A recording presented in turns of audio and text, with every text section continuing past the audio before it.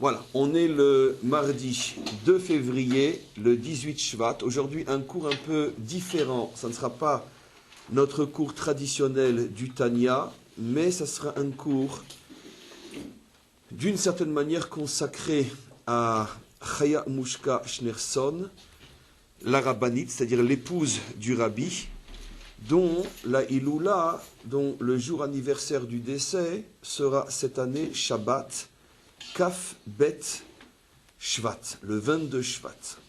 Et donc, comme on ne va pas se revoir juste d'ici là, c'est pour ça que je consacre le cours quelques jours à l'avance. Donc, c'est un cours très, très, très difficile à faire. Pourquoi? Parce que parler de la rabbinite, c'est comme demander à quelqu'un de peindre, même à un peintre, de peindre un homme invisible. Pourquoi je dis c'est comme demander à un peintre de peindre un homme invisible?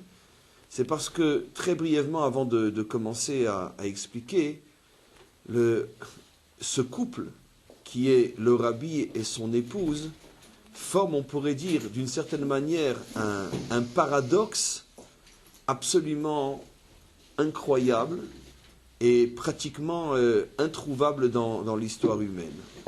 En ce sens que, en tout cas dans l'histoire humaine, c'est peut-être un petit peu exagéré et pédant, mais en tout cas, généralement.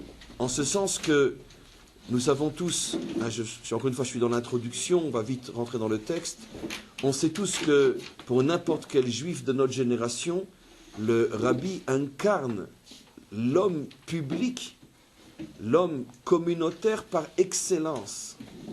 Il est l'homme public, l'homme communautaire par excellence, en ce sens qu'il porte sur ses épaules non seulement l'ensemble du peuple juif, mais pas seulement, mais comme on le sait, c'est un homme auquel même des milliers, des centaines de milliers de non-juifs se sont constamment adressés, et pas seulement des non-juifs, on pourrait dire, standards, appartenant au peuple et aux différentes nations, mais même des grands, des dirigeants.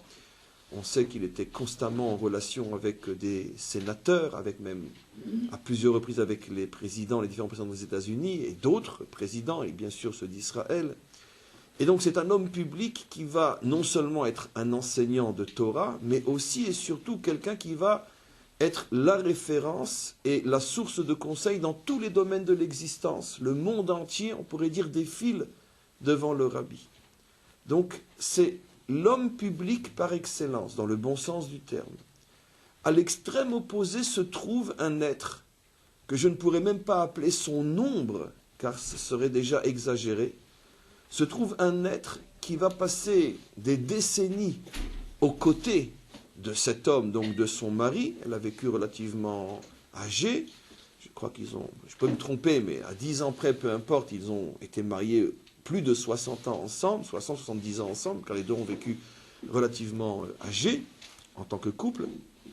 Et donc une femme qui va vivre aux côtés de cet homme-là et qui va prendre le chemin qui est à l'extrême opposé, c'est-à-dire donc qui va faire on pourrait dire de l'invisibilité sa raison de vivre. Mais attention, je vais nuancer tout ça, je ne fais que présenter le contexte du cours. Ça veut dire que c'est une femme qui va vivre à l'intérieur d'un homme mondial, aux côtés d'un homme mondial, on pourrait dire dans un endroit qui est fréquenté par le monde entier et qu'on ne va jamais, jamais, jamais, jamais voir et pratiquement rencontrer. Pour la petite histoire, chose, ça je pense, unique dans l'histoire d'une rabbinite, elle, à quelques 2 ou 3 exceptions près, pendant plus de 50 ans, elle n'a pratiquement jamais mis les pieds au 770. Ça veut dire qu'elle n'a pratiquement jamais mis les pieds dans le haut lieu, on pourrait dire, du travail de son mari, là où il enseigne, là où il vit, là où il reçoit le monde entier. Elle n'ira pratiquement jamais. Le monde entier est à cet endroit-là. Des centaines de milliers de personnes durant l'année fréquentent cet endroit-là. Elle n'y rentrera pratiquement jamais. Ça va beaucoup plus loin que ça. C'est une femme qui ne supporte pas les honneurs, qui ne supporte pas qu'elle soit vue et considérée comme étant la femme d'eux, au point que très vite, elle va s'abstenir de faire même ses commissions, ses emplettes, ses courses dans la rue principale du quartier de Kronheitz, où se trouve donc le fief, on pourrait dire, de la chassidoute. Pourquoi? Parce qu'elle ne supporte pas que si elle arrive dans un magasin, automatiquement, elle va passer avant tout le monde, ou le vendeur va laisser une cliente pour s'adresser à elle. Elle ne supporte pas. Et elle va s'imposer pendant des décennies, même quand elle est déjà âgée et fatiguée, d'aller faire ses courses. Et les quartiers aux États-Unis sont très grands. Faire ses courses dans notre quartier, c'est comme si on dit on les fait pas à Jérusalem, on les fait à Natania ou à Tel Aviv. Faire ses courses dans un autre quartier, le Ika, c'est d'arriver dans un endroit où personne ne la connaît. Elle fait, on pourrait dire, de l'invisible sa raison de vivre. Au point que, des fois, lorsqu'elle doit intervenir en faveur d'eux, etc., et qu'elle pourrait faire valoir au téléphone qu'elle est la rabbinite, Madame Schneerson, tant qu'elle peut éviter de le dire, elle ne le dit pas. Elle parle comme une juive qui demande d'intervenir pour. Et si elle sent que la personne qui dit mais qui êtes-vous est trop insistant, ça lui arrivera des fois de renoncer, de couper le téléphone, mais elle ne veut pas dire. Parce que, ah, excusez-moi, mais c'est vous. Elle ne veut pas. Elle ne veut pas vivre cette situation où tout d'un coup, elle va être mise en évidence différemment de n'importe quelle juive de la génération. Et donc c'est quelque chose qui est phénoménal. Parce qu'encore une fois, je ne pourrais pas, et j'ai même honte d'escamoter tout ce qu'on pourrait dire, mais on ne peut pas rendre compte, on pourrait dire, de la géante. C'est géant. La manière dont elle a voulu se faire nain. Il faut être un géant pour avoir... Voilà. Et c'est vrai que ceux qui ont connu ce couple, bon, étaient en face d'un soleil qui éblouit et d'un invisible qu'on cherche partout. Et on aurait pu croire, et c'est ce que le rabbi va rétablir dans ce texte, dans lequel je veux vous lire un ou deux passages. On aurait pu croire que finalement, bon, je veux dire, comme on le sait, le vrai critère d'un vrai mariage, c'est qu'ils ne se ressemblent pas, s'assemblent. Comme on le sait, c'est la définition profonde, réelle d'un vrai mariage. C'est-à-dire, donc, justement parce qu'on est différent, on s'assemble pour se compléter. Mais on ne se marie pas avec soi-même.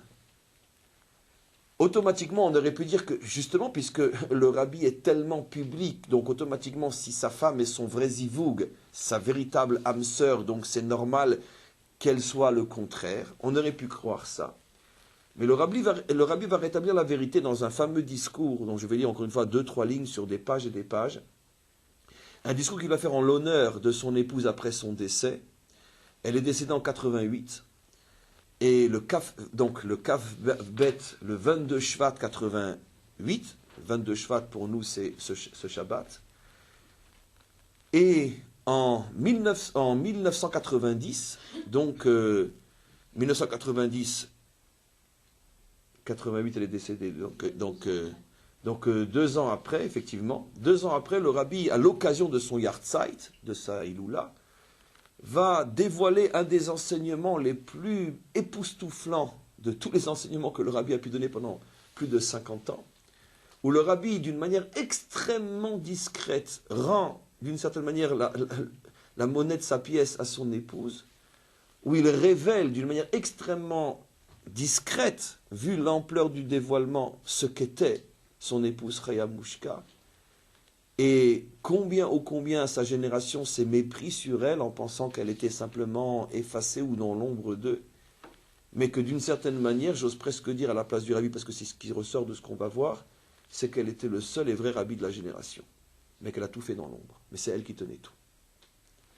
Une femme d'une puissance inimaginable, mais une femme authentique, dont la puissance véritable s'exprime sur un autre terrain que celui de la scène et de la vie publique, ce qui est la force, la puissance véritable de la femme juive, qui tient tout sans que personne ne le voie. Et ce qui est extraordinaire, je le dis encore à titre de phrase d'introduction, ce qui est extraordinaire dans ce discours-là, c'est que celui qui ne sait pas que le rabbi était marié à la rabbinite pourrait croire, après des heures d'études, que le rabbi est en train de parler d'une femme dont il n'était pas le mari. Il ne dira pas une seule fois pendant tout ce discours « mon épouse ».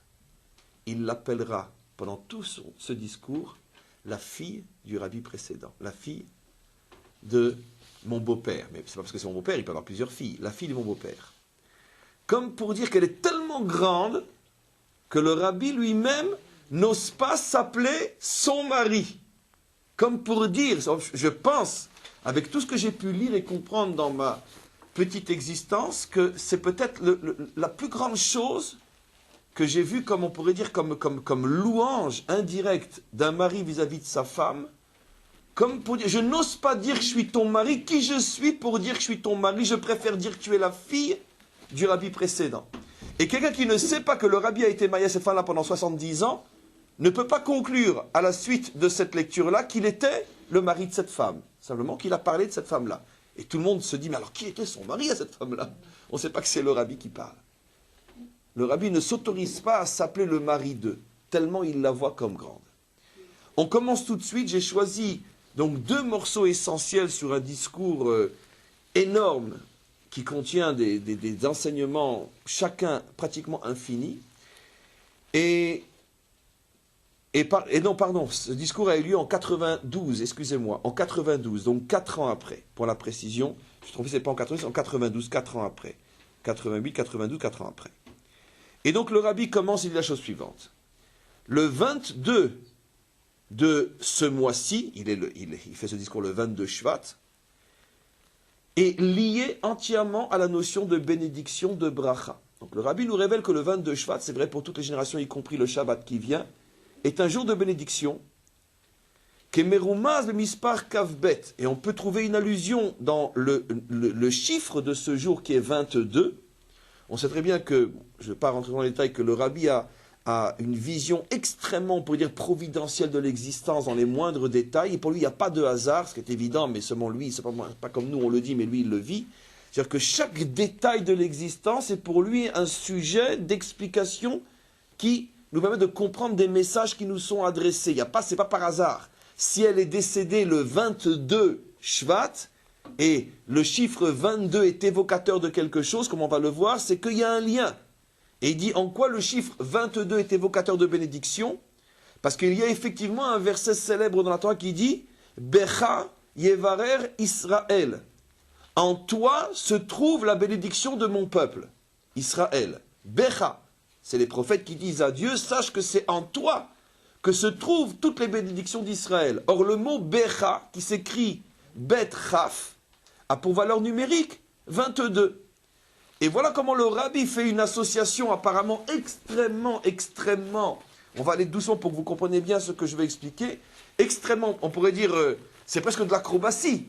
D'un côté, il y a un verset qui a été dit par les prophètes, qui n'a rien à voir avec son épouse et qui n'a rien à voir avec le 22e jour du mois de Shvat. Le verset dit, Becha Yevarer Israël, c'est en toi, maître du monde, que se trouve la bénédiction du peuple juif. C'est-à-dire, maintenant, des siècles, voire même des millénaires après que ce verset a été dit, son épouse décède le 22 Shvat. Alors c'est vrai, 22, c'est la valeur numérique de Becha. Mais entre faire un kécher. Donc ce que le rabbi ici prend un risque énorme. Comprenons que ce n'est pas, on pourrait dire, une simple gymnastique intellectuelle. Tout le monde sent que le rapprochement est extrêmement osé. Le rabbi, en tant qu'homme d'étude et en tant que savant, c'est un véritable sage, sait très bien qu'on ne peut pas se permettre de faire des rapprochements comme ça s'il n'y a pas un rapport fort et évident. Donc si le rabbi se permet de dire qu'il y a un lien entre un verset dit par les prophètes, qui ne parle même pas d'ailleurs du chiffre 22, seulement c'est la valeur numérique de Becha. S'il y a un lien entre ce verset et son épouse, c'est-à-dire que le rabbi est en train de nous dévoiler ici que qui comme lui sait qu'effectivement son épouse est liée à ce verset, ce qui est drôlement osé puisque le verset parle de Dieu. Et lui, comme on va le voir, il l'applique à son épouse. Comme pour dire que, selon le principe bien connu, que bien évidemment tout vient de Dieu, mais ça passe par des canaux, comme diront nos maîtres dans le Talmud, Kol haolam kulo nizon besrut chanina beni, vechanina beni dailo kav charuvim mi shabbat le shabbat. Nos maîtres affirment dans le Talmud à leur époque que le monde entier est nourri par le mérite de Hanina, mon fils, Hanina qui était un des juges de la génération, Et Hanina, mon fils, lui, se contente d'une poignée de Karoubim d'un Shabbat à un autre. J'avais déjà expliqué, et vous allez voir le lien pourquoi je choisis ça, qu'apparemment le Talmud dit ici une chose et son contraire. Si tout le Shefa, toute la bénédiction qui descendait dans le monde à l'époque de Rabbi Hanina passait par lui, Kol haolam kulo nizon beschut Hanina beni, le monde entier est nourri par le mérite de mon fils Hanina. Comment se fait-il que lui, il est à ce point pauvre et qu'il n'a qu'une poignée de karouv d'un Shabbat à l'autre, si tu es à ce point porteur de bénédiction? La réponse est évidente, parce qu'on le sait tous. Quand vous ouvrez un robinet et vous voulez que toutes les gouttes arrivent du réservoir à votre verre, il y a intérêt à ce que le canal, le robinet, soit sans obstacle. Il faut qu'il soit un véritable canal lisse à l'intérieur, pour que tout ne fasse que le traverser sans que rien ne soit retenu. Et quand il est bouché et que rien ne coule, qu'est-ce qu'on appelle? On appelle un plombier. C'est-à-dire que le robinet ne fait pas son travail. Donc automatiquement, qu'est-ce que nous révèle le Talmud? Si un homme est véritablement le canal de la bénédiction dans ce monde, tu peux t'attendre à ce que lui n'ait rien. Parce que justement, il se fait canal, c'est-à-dire il se sacrifie pour sa génération. Il est capable, lui, de capter le flux et de le transmettre d'une manière intégrante. Et donc, automatiquement, c'est ça le paradoxe, c'est que celui qui est le porteur de toutes les bénédictions, lui-même, apparemment, n'a rien. Mais justement, c'est ça sa grandeur, c'est qu'il ne vit que pour les autres. Et donc, automatiquement, qu'est-ce que fait le rabbi en juxtaposant ce verset qui parle que Dieu est la source des bénédictions et sa femme? Et vous allez comprendre, c'est phénoménal ce qu'est en train de dire le rabbi. Il dit, effectivement, c'est sûr que la bénédiction vient de Dieu, mais on a besoin d'un robinet. Vous voulez savoir c'est qui le robinet? C'est ma femme. C'est elle le robinet de la bénédiction dans le monde. Regardez ce qu'il dit. Chez Zéouïom, et sachez que ce jour-là, donc ce jour qui est lié bien sûr à son épouse, à tout le travail de toute une vie, chez Mimeno, sachez que c'est ce jour-là le Kavbet, que grâce à lui, Aliado et par lui, Veito, et avec lui, le rabbi insiste, ceux qui comprennent bien l'hébreu, Mimeno, Aliado, Veito, ça veut dire que c'est véritablement par ce jour, Mitbarechim Bene Israël, Vechol Inyanehem, que les enfants d'Israël reçoivent dans tous les domaines leur bénédiction. Regardez, je continue juste encore un petit peu. Et il dit, Hibracha kazu, et la bénédiction dont je vous parle, elle est telle, Shemi mena baim brachot nosafot, au point que c'est des bénédictions qui entraînent de nouvelles bénédictions, od bracha ve od bracha, ad en ketz, sans fin, ad sof kol haolam, des bénédictions qui peuvent remplir le monde entier, etc. C'est assez époustouflant, qu'est-ce qu'il est en train de nous dire. Mais d'abord, voyons, comme toujours, les paroles d'un juste, d'un maître, que aussi fortes puissent-elles paraître, elles ont bien sûr toujours une référence claire des choses qui ont déjà été établies par les maîtres d'Israël dans toutes les générations. Nos maîtres ne disent-ils pas, c'est pour ça que j'ai choisi de faire ce cours dans un cours comme celui-là, puisque vous êtes directement concernés, nos maîtres ne disent-ils pas que En abracha metsuya betor beito shel adam ela besrut ishto. Nos maîtres ne disent-ils pas que la bénédiction se trouve dans la maison d'un homme par le mérite de sa femme?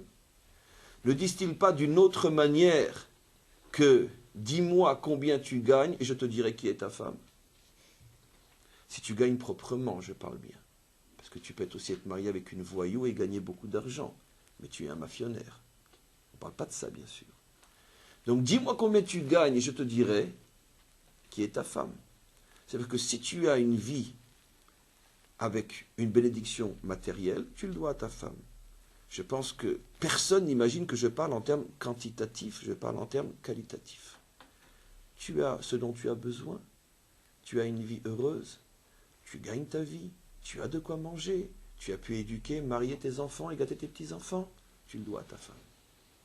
En abracha metsuya betor beito shel adam ela besrut ishto. La femme, c'est elle qui apporte la bénédiction dans sa maison. Mais on parle, comme on va le voir, d'une femme qui est, on pourrait dire, une individu. Mais en tant qu'individu, elle arrive au moins à être porteuse, le canal de sa bénédiction pour sa génération. Et bien sûr, les commentaires se posent la question, et pourquoi précisément c'est la femme qui est porteuse de cette bénédiction? Pourquoi elle arrive-t-elle à transmettre la bénédiction? Bon, c'est une part énorme qu'on lui a donnée, il y a des chaises là. C'est une part énorme qu'on lui a donnée, mais pourquoi ça passe par elle? Alors nos maîtres, bien sûr, se sont penchés sur ce problème et ont répondu En abracha metsuya ela bema shesamui mina aïn. Parce que la bénédiction ne se trouve que sur ce qui est caché de l'œil. D'accord? Cache-toi et tu vivras bien. C'est la devise de ce qu'un homme devrait toujours avoir en tête. Cache-toi et tu vivras. Vivons cachés, vivons bien. Vivons heureux. C'est une devise en français. Ça veut dire quoi? La bénédiction ne se trouve que sur ce qui est caché de l'œil. Essayons de comprendre ce que ça veut dire d'abord sur le plan technique. Vous savez tous que pour attirer des ondes radio ou des ondes télévision, on a besoin d'une antenne. L'antenne a des propriétés qui font que le flux est capté. On va pas maintenant faire un cours de physique, mais on comprend au moins au niveau du résultat. L'antenne a une structure telle qu'elle capte un flux énergétique qui fait que moi, dans mon salon, j'y comprends rien, moi, la physique, d'accord? Mais ce que je sais, c'est que je me régale devant mon film hollywoodien. Ça veut dire que moi, je réceptionne l'image. Maintenant, qu'il y ait une antenne là-haut, qu'il n'y ait pas une antenne là-haut, comment ça fonctionne, je ne sais pas. Ce qui est intéressant, c'est que l'antenne peut être complètement cachée des yeux de celui qui va profiter du travail de l'antenne. Et aussi, celui qui n'a aucune connaissance, quand il regarde le poste télévision, il pense que le poste télévision, il fonctionne par ses propres mérites. Ce qu'il oublie, ce qu'il ne sait pas, ce qu'il n'a pas appris, c'est qu'il y a une antenne que personne ne voit qui fait tout le travail. Parce qu'une fois que l'antenne est bonne, le reste, c'est du facile. Exactement de la même manière, Dieu a mis des antennes dans ce monde qui sont capteurs d'énergie. Il y a différentes antennes, selon l'énergie qu'on veut capter et attirer. Mais en ce qui concerne l'énergie qui s'appelle la bénédiction, la bracha, l'antenne est la seule antenne au monde, c'est l'épouse. Je préfère dire l'épouse que la femme, ce n'est pas la femme en tant que telle, mais c'est l'épouse. L'épouse est l'antenne. Seulement, pour pouvoir jouer ce rôle d'antenne, elle a besoin d'avoir les propriétés d'une antenne. Si vous prenez un morceau de bois ou un élastique et vous le mettez sur votre toit, vous pouvez monter et descendre, vous ne verrez rien sur votre poste de télévision. Parce que le plastique n'a pas les propriétés d'une antenne. De la même manière, l'épouse peut être antenne, mais elle a besoin d'avoir les propriétés de cette antenne particulière qui s'appelle le capteur de flux de la bénédiction. Et nos maîtres nous disent comment et avec quel genre de matériaux on construit l'antenne de la bénédiction. Bedavar chez Samoui Mina Aïn. Le matériau de la bénédiction, ce qui est caché de l'œil. Ce qui veut dire donc que l'épouse, ou plutôt maintenant je reviens à la femme, pour pouvoir être porteuse de bénédiction, a besoin de deux conditions. D'abord d'être épouse, c'est-à-dire ce que je pourrais dire mettre sur le toit, parce qu'une antenne, si tu la tiens dans la main à 10 km de la maison, ben, tu verras quand même rien sur le poste téléviseur. Donc il y a des conditions, il faut rapprocher l'antenne de la télévision. Donc ça, c'est, on va dire, c'est l'épouse. Et puis après, il faut une antenne qui est comme matériel, Samoui Minayen, caché de l'œil. Ça veut dire en français, en hébreu, ça s'appelle comment? La tzniut. En français, la pudeur. Mais de quelle pudeur on parle? Il y a tellement de degrés de pudeur que c'est là que c'est très très important. Il y a le premier niveau de la pudeur, il y a la pudeur physique, ou plutôt d'abord la pudeur au niveau de ses habits. Après, il y a un niveau un peu plus, qui est la pudeur au niveau de son comportement, ce que j'appellerais au niveau de son corps.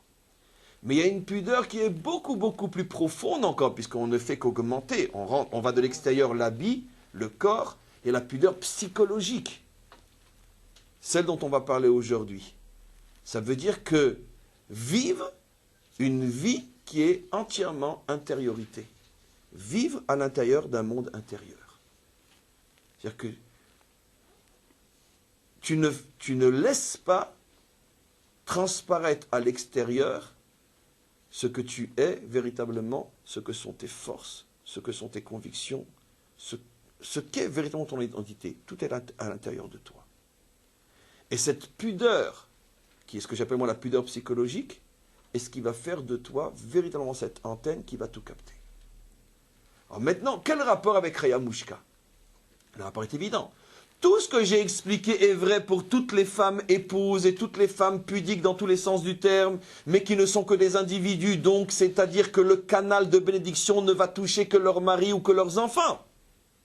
Mais quand on est la femme d'un homme mondial, automatiquement, on est soi-même un canal mondial. Puisque c'est la même âme, avec la dimension masculine et la dimension féminine. De la même manière que l'âme du mari est une âme mondiale, c'est-à-dire que ce n'est pas une âme individuelle, ce n'est pas un homme pour lui, mais c'est un homme pour le monde entier, automatiquement son épouse va être elle aussi une épouse pour le monde entier. Et donc automatiquement elle va être le canal d'une bénédiction qui dépasse complètement, qui fait sauter complètement toutes les frontières limitées de mon mari, ma famille. Automatiquement, elle est porteuse d'une bénédiction inimaginable qui se répand dans le monde entier, puisqu'elle est l'épouse d'un homme mondial. Et donc vous comprenez maintenant la réponse à la première question, ou plutôt, comment j'avais commencé le cours. Comment se fait-il que cette femme, qui a vécu pendant plus de 70 ans auprès d'un homme à ce point public, on ne l'a jamais vue, mais parce que justement, elle a assumé à la perfection son rôle de femme antenne. À partir du moment où toute la bénédiction du monde entier passe par moi, moins on me voit et plus la bénédiction sera forte. Maintenant, regardez. On va maintenant revenir un petit peu en arrière. On est un jour de semaine où des milliers de personnes défilent devant le rabbi, et à chacun, il donne une bénédiction, ou il donne $1, qui, comme on le sait, est porteur de bénédiction. Le monde entier défile pendant des décennies, et le monde entier reçoit des bénédictions, et le monde entier est témoin de miracles dans tous les domaines de l'existence. Celui qui voit le film de l'extérieur dit « Oh, quelle force, quel pouvoir, quelle... » La source des bénédictions de ce monde.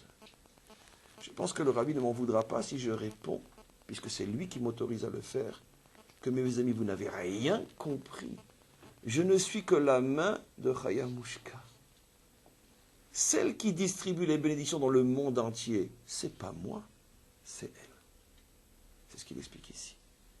Dans le monde, pourquoi? D'où je le sais. Mais moi je suis un homme. La bénédiction passe pas par les hommes, elle passe par les femmes. Mais qu'est-ce que ta femme a à voir? On la voit jamais, elle n'est jamais là, c'est pas elle qui donne le $, c'est pas elle qui prononce les mots de la bénédiction. Je ne comprends pas, mais bien sûr. Vous ne la voyez pas, parce que si vous la voyez, je ne pourrais pas, moi, vous donner cette bénédiction.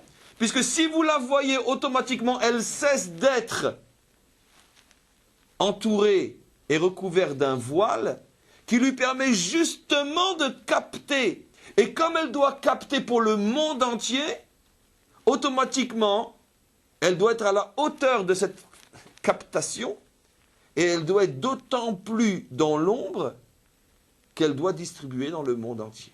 C'est ça le fameux paradoxe, il n'en est plus un quand on a compris le système, le mécanisme. C'est que, comme toujours, effectivement, le rôle de l'épouse, le rôle de la femme, et le rabbi terminera ce discours en disant que ce que sa femme a été est l'incarnation parfaite de ce à quoi font allusion les maîtres d'Israël lorsqu'ils disent par le mérite des femmes d'Israël, nous sommes sortis d'Égypte, et par le mérite des femmes d'Israël, nous sortirons d'Égypte, nous sortirons de ce dernier exil. Et il dit, cette femme, dont il ne s'appelle pas le mari, par pudeur lui-même, mais cette femme est le modèle de ce à quoi font allusion nos maîtres. Et qu'est-ce qu'il est en train de dire? C'est-à-dire que la femme de la délivrance, la femme de la génération de la délivrance, est une femme qui va comprendre une fois pour toutes, au point de l'assumer à la perfection, ce rôle ô combien difficile, ô combien ingrat de la femme authentique, qui est la source véritable de tout ce qui fonctionne et tout ce qui marche dans ce monde, mais qui, vu de l'extérieur, n'est pas reconnue comme telle, en tout cas pour l'instant, puisqu'on ne voit rien. Tout se passe dans le plus grand secret de l'intériorité du monde féminin. On sait que, d'une certaine manière, toute l'histoire humaine tourne autour de ce problème, puisque très globalement, avec tout, on pourrait dire, les défauts d'une généralisation, donc ce que je veux dire est général, donc, est très, on pourrait dire, global et manque de nuances, mais en tous les cas, très globalement et très généralement, on pourrait dire que toutes les civilisations et tous les peuples se sont heurtés à ce problème, et jusqu'à aujourd'hui, on le voit d'une manière explosive, c'est le cas de le dire, tellement c'est criant et tellement c'est visible. Globalement, il y a deux types de relations à la femme aujourd'hui. La femme qui se veut ou qui se dit ou qui est, peu importe, complètement, selon sa terminologie à elle, pas la mienne, libérée. Et donc automatiquement, on la voit partout, elle est partout, au point qu'on ne voit plus qu'elle, et tout s'achète et tout se vend et tout se négocie avec, par et grâce à elle. Et à l'autre extrémité, la femme complètement soumise, recouverte, voilée, qui n'a pas son mot à dire et qui finalement n'est jamais mise en évidence. On sait très bien, je veux dire, l'image ô combien révélatrice de la différence dont se présente quand il est en voyage un homme occidental et un homme d'autres civilisations que je ne citerai pas. L'un s'empresse de mettre en évidence sa belle et jolie, et etc., qui la suit partout, qui le suit partout parce que c'est sa carte d'identité. Et dans l'autre monde, partout où ils vont, on ne voit jamais à leur côté l'épouse, on ne voit jamais à leur côté la femme, puisque ce serait presque un affront, une honte de se montrer dirigeant d'un grand pays aux côtés d'une femme.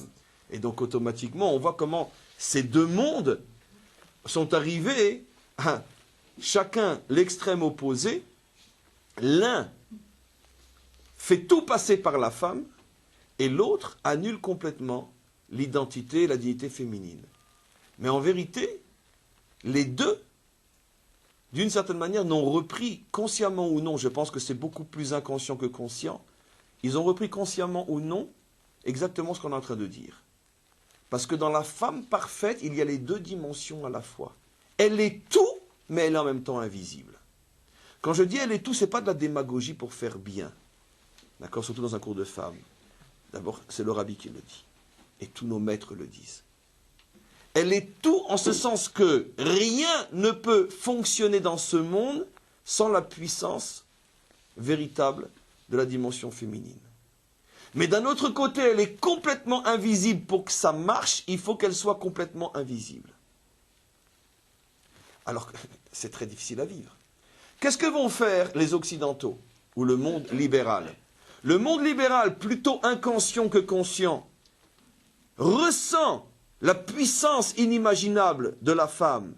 Mais parce qu'il ne sait pas gérer cette puissance, on la voit partout, on l'étale partout.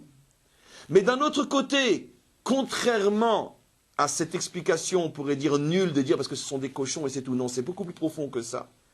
C'est que dans le subconscient de l'homme occidental, il y a cette prise de conscience de la puissance incroyable de la femme. Et effectivement, tout se vend et tout s'achète avec elle, parce que tout passe par elle. Seulement, on pourrait dire, cette prise de conscience est complètement récupérée par toute la cochonnerie qu'il y a dans le monde, et automatiquement, ça devient ce que ça devient. Mais la prise de conscience est juste. Et dans l'autre monde, eux ne ressentent que l'autre aspect de la dimension féminine, c'est la dimension effacée, la dimension invisible. Ils ne retiennent que ça, et c'est ce qu'ils vont mettre en évidence. Les uns et les autres se trompent. Parce que l'homme occidental a raison en disant que la femme est l'avenir de l'homme, comme dans la chanson, ou dans, je ne sais plus où, peu importe. Il a raison. Mais l'homme qui n'est pas occidental a raison aussi lorsqu'il dit que la dimension féminine ne peut agir dans ce monde que cacher des yeux. Les deux ont raison, mais les deux se trompent, parce que ni l'un ni l'autre n'arrivent à avoir les deux en même temps. Pourquoi? Puisque l'homme occidental, ayant pris conscience de l'importance de la femme, il veut la voir partout. L'homme non occidental, ayant pris conscience de l'importance de la pudeur, refuse de la voir et même d'en parler. Entre les deux, quelle est la vérité? C'est la prise de conscience d'un homme qui pourra dire, pratiquement à la fin de sa vie à nos yeux, puisqu'on est ici en 1992, on est le 22 Shvat. Un mois plus tard, le rabbi s'arrête de parler. Un mois plus tard. C'est pratiquement l'un des derniers discours publics qu'il va faire. Puisque le 27 Adar 1992, il a perdu le don de la parole. On n'entendra plus jamais. Donc un mois après 60 ans d'enseignement, le rabbi conclut pratiquement tous les enseignements de sa vie par cette, on pourrait dire, cette louange à, pas son épouse, mais à l'épouse, en révélant que tout ce qu'il a été, il le doit à sa femme, et toutes les bénédictions que vous avez reçues de moi pendant des années, vous le devez de ce Becha Yevarer Israël, vous le devez de celle, vous le devez à celle dont le jour est le 22, le Becha Shvat. Ça veut dire que le rabbi n'est pas tombé dans le piège, et c'est pour ça qu'il nous transmet le message. Pour nous, hommes juifs, et vous, femmes juives, comment on doit comprendre? Les deux sont vrais en même temps. Elle est tout, mais on ne voit rien. Et c'est, on pourrait dire, le fil de funambule, la corde de funambule, extrêmement difficile à traverser, ce pont très étroit sur lequel doit passer le monde. Comment arriver à gérer la relation à la femme? D'un côté, comment arriver à reconnaître qu'elle est tout, mais d'un autre côté, on ne voit que moi. Ça, c'est très difficile. Et dans un couple, dans les couples, dans le peuple, dans les peuples, dans le monde, dans les mondes, tous les problèmes humains tournent autour de ce problème. Donc, tous les jours de sa vie, l'homme et la femme expérimentent le secret de cette relation qui est la clé de toutes les relations humaines. Comment vivre aux côtés de quelqu'un à qui je dois tout, mais qui ne montre rien. Si elle ne montre rien, je lui dois rien. Et si je lui dois tout, alors peut-être que alors c'est à elle de se mettre en évidence. Et de là, vous arrivez à deux types d'hommes, encore une fois les deux extrêmes. L'homme qui soumet jusqu'à éteindre, dans tous les sens du terme, son épouse, elle ne peut plus rien être, plus rien faire. Ou l'homme qui ne vit que pour la femme, et ce genre d'homme, c'est plutôt pour les femmes. Ils ne vivent que pour ça, puisqu'elle est... Voilà. Entre les deux, trouvez l'homme équilibré, qui sait que sur le devant de la scène ne se trouvent que des hommes. Les femmes sont dans les coulisses. Mais d'un autre côté, si tu enlèves la femme, tout s'écroule, et que tu arrives à faire sentir ça à l'homme et à la femme, ce genre de couple, c'est le couple de la délivrance. Ce qui est extraordinaire, c'est que le Zohar, par exemple, a une phrase où il dit la chose suivante. Tout a mal commencé à cause d'un couple qui n'a pas su gérer sa relation, et tout se terminera, dit le Zohar, il dit d'une manière très extraordinaire, il dit « Un jour viendra, dit le Zohar, où se dévoilera un couple sur terre, qui sera un couple parfait, qui réparera la faute de Adam et Chava, et ce couple-là sera le couple de la délivrance. » Et c'est extraordinaire, c'est que le Zohar, et c'est pratiquement unique dans tout le Zohar, où le Zohar ne présente plus la délivrance comme un libérateur, mais la délivrance comme un couple libérateur. Comme si le Zohar nous donnait la clé véritable, que ça ne passera pas par un homme uniquement, et évidemment encore moins par une femme uniquement, mais ça passera par un couple. C'est le couple qui libère. C'est-à-dire, même si évidemment on attend un Mashiach homme, mais le Mashiach lui-même sera capable de faire comprendre, parce qu'il sera lui-même transparent de la puissance qu'il porte en lui grâce à son épouse. Ce sera ça le couple qui réparera la faute de Adam Arishon et de Chava, puisque eux n'ont pas su s'entendre, ils n'ont pas su gérer leur relation. Oui. On peut faire référence à Mordechai et Esther, on peut faire référence à beaucoup de couples sacrés dans l'histoire. Je suis étonné pourquoi vous allez si loin, parce qu'on est proche de Purim. Commencez par Abraham et Sarah. En vérité, d'une manière détournée, vous dites quoi? Mais si on réfléchit, toute la Torah, en tout cas, ce qu'on appelle le Tanakh, la Bible, et surtout la Torah de Moshe, le Chumash, ne met pratiquement en évidence que ça. Tout se construit, tout passe, et tout se réalise grâce et par et au travers d'un couple. Avraham, Sarah, Yitzhak, Rivka, Yaakov, Rachel, Léa, etc. Même Moshe, Tzipora, on est en plein dans les parachiotes. Je vous ai déjà expliqué, je pense, mais si je me répète, c'est pas grave, parce qu'on ne se répète jamais quand il s'agit de la Torah. C'est que la première fois que Dieu se dévoile à Moshe, alors qu'il a déjà 80 années, 80 ans, et on peut déjà imaginer quel niveau il a déjà, c'est tout de suite et uniquement après son mariage avec Tzipora. Qu'on ne se méprenne pas. Tout Moshe qu'il est, sans Tzipora, le bon Dieu ne s'intéresse pas à lui. Il est d'abord marié avec Tzipora et après Dieu prend la peine de s'adresser à lui. Dans le verset qui suit, comme pour bien faire comprendre que s'il est sûr et certain que Moshe, à l'âge de 80 ans, était déjà un homme immense, et on pourrait se dire, mais alors qu'est-ce que ce simple mariage va rajouter par rapport à ce qu'il a déjà? On ne voit pas qu'il a dû attendre encore 20 ans après le mariage pour que Dieu se dévoile à lui. On aurait pu dire, bon, il s'est construit 20 ans en tant qu'homme marié. Non! Il se marie, tout de suite Dieu se dévoile à lui. Comme pour lui faire comprendre que quoi? Que l'épouse est la clé qui ouvre la porte du palais qui mène à Dieu. Et ne te méprends pas, Moshe, tout Moshe que tu es, sans elle, tu n'es rien.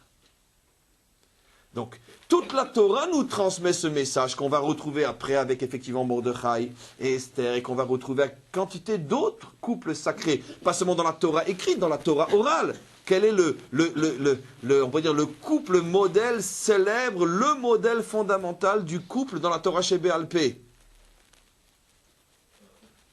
Il est très, très, très, très connu ce couple. C'est le modèle, c'est l'équivalent, on pourrait dire, pratiquement des couples sacrés de la Torah écrite. Non, ça a mal terminé, Dafka, celui-là. Rabbi Akiva et Rachel. Rabbi Akiva et Rachel, c'est le modèle fondamental. Et regardez comme ça se répète. Rabbi Akiva sera celui qui a...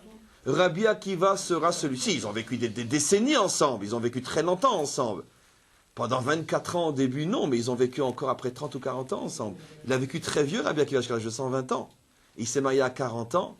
Donc il a pu être avec son épouse réellement après, de l'âge de 60 à peut-être 90 ou 100 ans, peu importe. Et puis de toute façon, ce n'est pas qu'un problème de relation physique, c'est aussi une relation d'âme. Dès qu'il est marié avec elle, leurs âmes sont toujours ensemble. En tous les cas, Rabbi Akiva est celui qui révélera dans le Talmud, dans cette fameuse phrase très connue, « Sheli veshelachem shelahi » toute ma Torah et toute votre Torah, lorsqu'il se tourne vers ces 24 000 élèves, Shelah, c'est elle. C'est sa Torah à elle. Et là aussi, selon le diouk très connu des maîtres d'Israël, des commentaires, il n'a pas dit, ce qui aurait été plus facile à l'oreille, ma Torah et votre Torah, c'est par son mérite, besruta ou biglala. Il ne dit pas ça. Il dit Shelah. Ma Torah, c'est sa Torah. Tiens, je ne savais pas que Rachel apprenait la Torah. C'est sa Torah en ce sens que la force qui m'anime et qui m'a permis de devenir Rabbi Akiva, cette force qui m'anime, c'est la présence de son âme à l'intérieur de la mienne. Et retire son âme de la mienne, il n'y a plus de Rabbi Akiva. Donc là aussi, c'est l'exemple parfait d'un homme modèle qui a compris où se situe la place de la femme. D'accord ? Un géant qui fait tout sans qu'on ne voie rien. Et encore une fois, toute l'histoire humaine tourne autour de ce problème-là. Alors maintenant, on continue un petit peu, regardez, on continue. Et maintenant, il va révéler ce que représentent les deux noms de son épouse. Encore une fois, j'ai pris deux perles dans un trésor qui vaut des milliards. Dans le chapitre, là pour l'instant on était tout au début de ce texte-là, et maintenant dans le chapitre 9, il dit la chose suivante. Veyesh lomar, je peux vous expliquer aussi, on comprend d'ailleurs pourquoi il disait mon épouse, parce qu'il va révéler de tellement grandes choses sur son épouse, que s'il avait dit mon épouse, ça l'aurait trop mis en évidence. Et donc, Veyesh lomar, il faut dire, chez Zemerumas gam beshem anifteret chaya mushka. On le retrouve aussi dans le nom de la défunte, Chaya mushka, elle porte deux noms. Chaya mushka. Le rabbi explique tout de suite.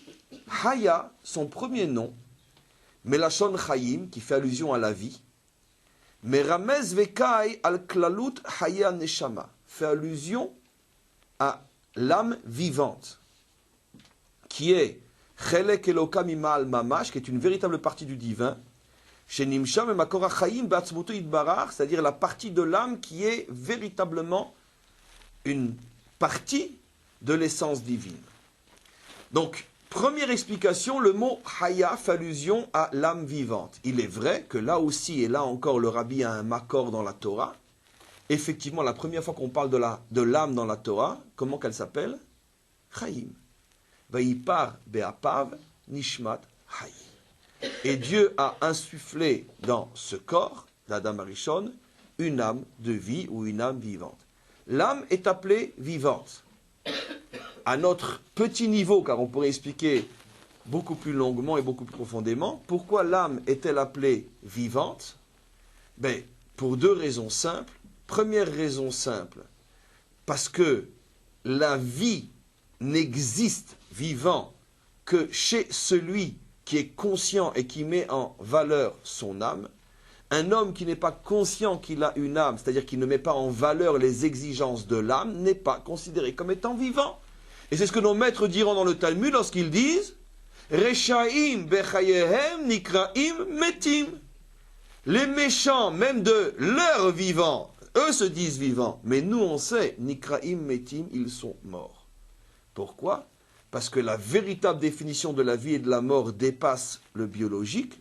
Heureusement pour nous, sinon quelle serait la différence entre un chien et un homme, entre une chatte et une femme? Quelle serait la différence, puisque c'est biologiquement pareil?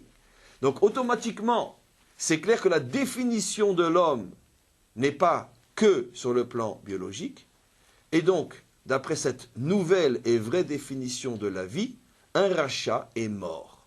Il est véritablement mort. C'est-à-dire que si nos yeux pouvaient s'ouvrir et notre intelligence interpréter ce que nos yeux voyaient, on verrait, parce que nos yeux dépasseraient la vie biologique, on verrait que cet homme est mort, il n'existe pas, il est éteint. Car de la même manière qu'il y a une notion de mort physique, une notion de mort spirituelle. Donc, n'est vivant que celui qui est conscient de son âme et qui l'exprime. Pourquoi l'âme s'appelle aussi la vie? Deuxième explication simple. Parce que l'âme est vivante, en ce sens qu'elle ne meurt jamais. C'est-à-dire qu'elle n'est pas limitée par le corps et la tranche de vie corporelle que nous vivons, nous, sur Terre. L'âme peut revenir des dizaines de fois sur Terre, et surtout, elle est pour l'éternité vivante dans d'autres mondes que le nôtre, jusqu'au monde de la résurrection. Et donc, elle est essentiellement vivante. Qu'est-ce que dit le rabbi? Le rabbi dit, elle s'appelle Chaya, parce qu'elle fait allusion à l'âme vivante. Alors, en tant que Talmid et surtout Chassid, je pose la question, je ne comprends pas, Rabbi, ce que tu nous enseignes, mais tout juif et toute juive qui a une âme vivante. Quelle est la spécificité de ton épouse? Pourquoi elle s'appellerait plus Chaya que mon épouse qui ne s'appelle pas Chaya? Pourquoi? Mais bien sûr, à quoi fait allusion ici le Rabbi? À exactement ce qu'on dit. Il est en train de dire, d'une manière extrêmement discrète et pudique, que le seul être sur terre sur lequel on peut dire, sans la moindre hésitation et sans la moindre limite, qu'elle porte bien le nom qu'elle a, c'est mon épouse. Elle était l'incarnation parfaite d'une âme vivante. D'une âme vivante, mais on ne l'a jamais vue. On ne sait même pas quel visage elle a. Des gens ont passé des années, certains des décennies, dans le quartier sans jamais l'a rencontré. Mais c'est connu, il y a des chassidim, enfin des gens là-bas, qui ne l'ont jamais vue en 60 ans. Comment tu peux dire qu'elle est vivante? Parce qu'elle est vivante au niveau de la véritable vie qui est la vie de l'âme. Rabbi dit, il y a quelqu'un de mieux placé que moi pour savoir quelle vie on pouvait ressentir à ses côtés. Et c'est ça, combien de fois je vous ai déjà dit, c'est quoi véritablement une véritable femme? C'est quoi? Mais c'est celle qui est une véritable pile, un véritable moteur, un véritable centrifugeur d'énergie. D'accord? Le mari rentre avec, et comme d'habitude, sa tête à claque, sa tête déprimée, angoissée, etc. D'accord? En 2 tours de pédale, tac, il est remonté. Et le rabbi aussi, il sait ce que c'est, son épouse. Lui aussi, qui porte tous les soucis et les malheurs du monde sur ses épaules. Tout rabbi qu'il est, c'est lourd à supporter. Il y a une lettre célèbre dans les grottes Kodesh où quelqu'un, d'accord, écrit au rabbi, regardez, ça fait presque pleurer la réponse du rabbi, écrit au rabbi pour le remercier de son intervention parce que grâce à ça, il a eu ta. Et le rabbi dit, vous ne pouvez pas savoir, on dirait que c'est un enfant qui répond, il dit, vous ne pouvez pas savoir comme ça me touche et le bonheur que vous m'avez apporté pour m'apprendre des bonnes nouvelles, car généralement on ne sait que m'écrire pour me dire que ça va mal, mais je n'entends jamais après les bonnes nouvelles de la guérison ou de ci ou de ça, etc. Et vous m'avez fait vraiment plaisir. Donc le rabbi témoigne comme quoi c'est l'adresse mondiale de tous les malheurs de l'homme, et il porte ça sur ses épaules, sans compter tout le travail, les soucis qu'un homme a, et surtout un homme public. Mais c'est absolument évident que quand il rentre chez lui, on peut imaginer tout rabbi qu'il est, car penser le contraire serait de l'idolâtrie, chas v'shalom, que tout rabbi qu'il est, il est aussi un homme, et ça peut lui arriver d'avoir aussi ces petits affaiblissements moraux, psychologiques, on n'en peut plus. Mais quand il rentre chez lui et qu'il voit ce soleil qui en un quart de tour l'a retapé complètement, il comprend qu'il vit avec une âme vivante. Et il pourra le témoigner ce jour-là. Vous comprenez? Quelle est la pire des choses qui puisse arriver à un homme sur terre? De rentrer chez lui avec une tête d'enterrement, d'accord? Et que dès qu'il rentre chez lui, il se rend compte qu'il est dans un cimetière. D'accord? C'est la pire des choses. Pourquoi? Parce qu'au lieu de le remonter, elle lui récite le Kaddish. Et donc à ce moment-là, elle a complètement failli à son devoir. Puisque c'est le contraire. Ah, c'est sûr, c'est pas facile d'être une femme. C'est pour ça que nous, les hommes, on dit tous les matins, merci mon Dieu de ne pas m'avoir fait femme. Maintenant, je vous ai dit pourquoi on le dit. Pas comme les idiots, mais vraiment les idiots pensent que c'est une parole de dédain. Mais non. C'est parce que l'homme remercie Hachem de l'avoir préservé, de l'avoir épargné de cette vie ô combien impossible qu'est la vie d'une femme. On lui demande tout et elle n'a rien. Donc merci mon Dieu que moi je suis passé à côté de ça. Merci mon Dieu. Shelo Asanisha. Mais au moins, alors reconnais-le, sois reconnaissant, fais-le comprendre. En tous les cas, c'est pour ça qu'il dira ma femme s'appelle Chaya, parce qu'elle incarnait véritablement cette âme vivante qui est capable de prendre un homme qui arrive en morceaux et le retaper et lui redonner le sourire. Ça, c'est une femme dont l'homme a besoin. Et voilà ce qu'était ma femme, dit le rabbi. On continue. Il va aller beaucoup plus loin maintenant. Et maintenant, il va révéler ce que signifie le deuxième nom, Mouchka. Mais avant de révéler ce que signifie Mouchka, il continue à expliquer ce que veut dire Chaya.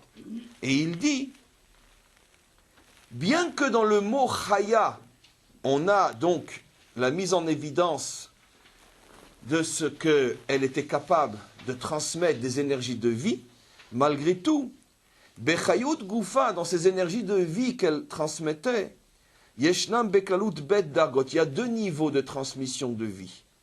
Il y a d'abord Chayut Prati, il y a d'abord une Chayut Prati, Chayut individuelle, une énergie de vie individuelle, ça veut dire pour elle, pour son mari, pour sa famille. Ça veut dire l'individu, qui est la cellule familiale. Le rabbi dit, dans le premier nom, je mets en évidence que tout celui qui la côtoyait, était constamment rattaché à une source de vie, à une pile qui ne s'éteint jamais. Mais ça, c'est encore pratique. Ça ne me concerne encore que moi, son mari, ou la famille. Mais elle était beaucoup plus que ça. Mouchka, elle s'appelait aussi. Et Mouchka, le rabbi va révéler, à quantité de références, que c'est le nom d'un parfum dont parle d'ailleurs le Talmud. Un parfum, le muscat en français, très bien, absolu musc. Un parfum qui enivrait tellement il était fort. Et dont l'odeur se répandait.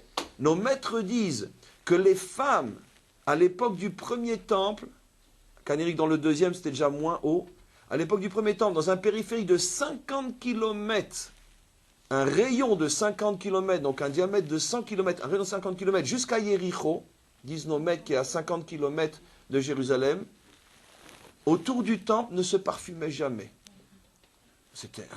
Tous les maris voulaient habiter dans cette région-là, vous imaginez. Un parfum, ça coûte cher. Donc, ça évitait des dépenses d'acheter les parfums et les maquillages, etc. Pourquoi les femmes n'avaient pas besoin de se parfumer?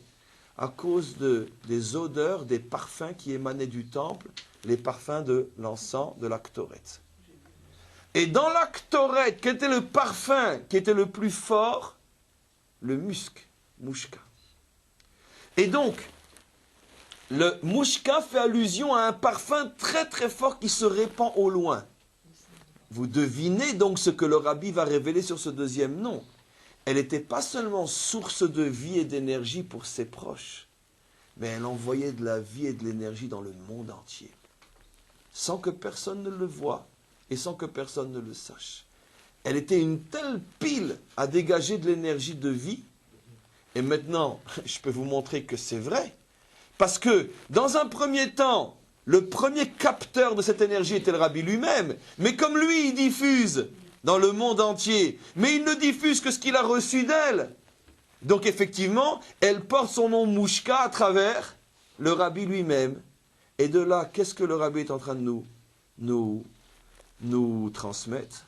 Je vous ai déjà dit au début de mon discours que toutes les bénédictions que vous avez cru pendant 60 ans que c'était moi la source, en vérité, Bechai et Varer Israël, la source de la bénédiction, c'était mon épouse.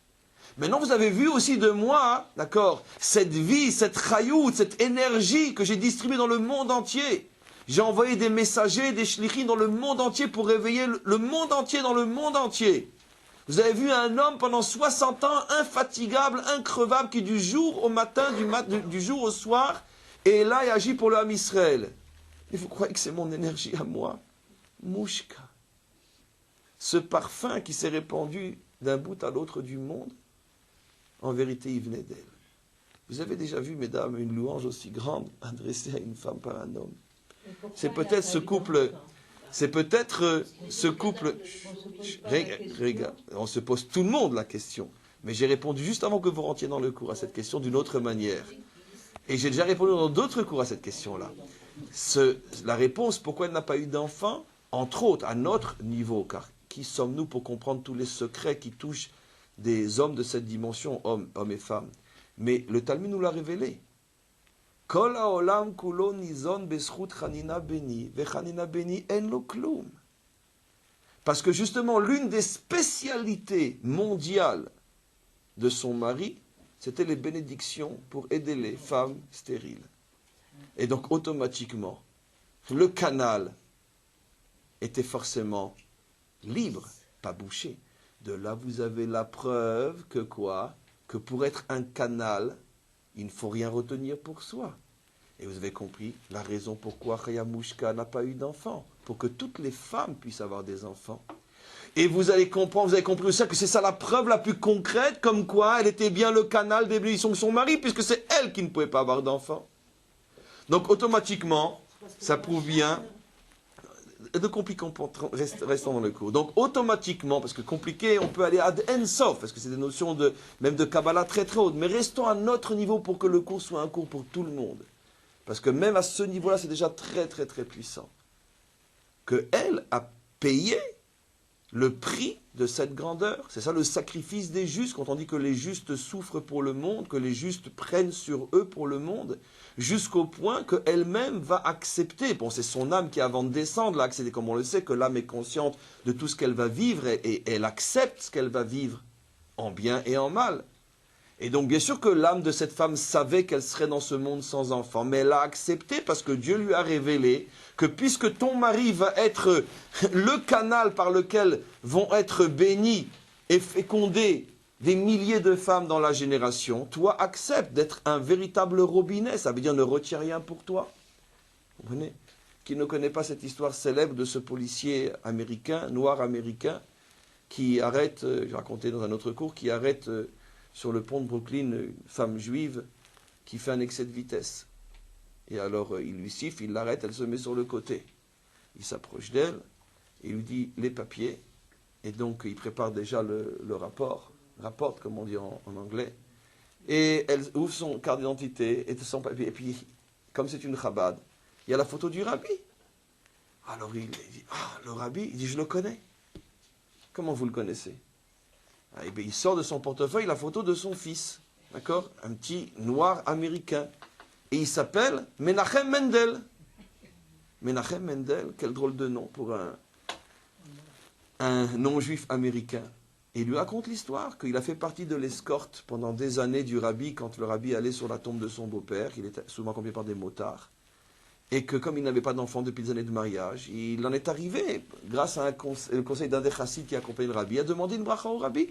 Le rabbi lui a donné la bracha, et il a appelé son fils Menachem Mendel. Alors comment un homme qui peut donner à Menachem Mendel, à un policier new-yorkais, sa propre épouse n'a pas d'enfant? Ben, la réponse, elle est aussi dure à entendre, mais aussi facile à comprendre que tout le cours d'aujourd'hui. Parce que c'est un Rabbi Hanina, parce qu'elle se veut canal. Et comme elle est canal, automatiquement, ça passe par elle. Pour que les autres en aient, il faut qu'elle n'en ait pas. Et d'autant qu'elle est consciente de ça, d'autant elle va être véritable canal. Elle va être le véritable canal de la bénédiction. Donc c'est sûr que c'est pas facile d'être injuste. On devrait presque rajouter une bénédiction après « Merci de ne pas m'avoir fait femme ». On devrait dire « Merci de ne me pas avoir fait juste ». On devrait presque rajouter une bénédiction tellement c'est pas facile d'être une femme, c'est pas facile d'être injuste. En tous les cas, qu'est-ce qu'on retire puisqu'il est très tard? On retire pour nous, plus pour vous que pour moi, on retire pour nous que de toute façon, donc n'oubliez pas, et ne partez pas, chose de très important à vous dire aussi, que ce Shabbat qui vient est un Shabbat très important. Le Rabbi donc certifie que c'est un jour de très très grande bénédiction, puisque ce Shabbat c'est le 22 Shvat, un jour de très très grande bénédiction, où allumer une bougie de plus vendredi soir pour la Neshama donc, de la Rabbanit Chaya Mushka.